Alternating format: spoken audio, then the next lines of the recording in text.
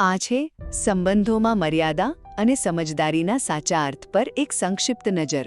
આ વાત the architecture of grace and relational wisdom પર આધારિત છે, જે કહે છે કે સંબંધોમાં ખાલી સાચા હોવું પૂરતું નથી, એનાથી પણ વધુ જરૂરી છે નમ્રતા અને સુમેળ જાળવવો. તો પહેલો મુદ્દો છે મર્યાદાનો સાચો અર્થ. આ ખાલી ફોર્મલ રિસ્પેક્ટ નથી. ના, એનો મતલબ છે કે આપણે આપણા અહંકારને થોડો કાબૂમાં રાખીએ અને બીજાની ભાવનાઓને સમજીએ. ખાસ કરીને વડીલો સાથે દલીલ કરવાને બદલે શાંતિથી વાત કરો. એનાથી વિશ્વાસ વધે છે. બીજી વાત, સંબંધોમાં બેલેન્સ બહુ જ જરૂરી છે. જુઓ, સંબંધો કંઈ વન વે નથી હોતા. નાના મોટા બંને પક્ષે એકબીજા માટે માન અને ધીરજ બતાવવી પડે છે.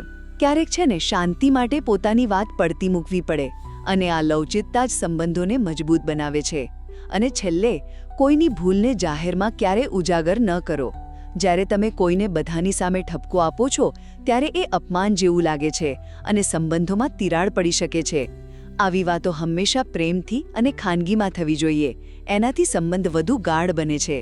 ટૂંકમાં, સંબંધો ટકાવી રાખવા માટે સમજદારી, ધીરજ અને ક્યારેક નમતું જોખવાની કળા જ સાચી મર્યાદા છે.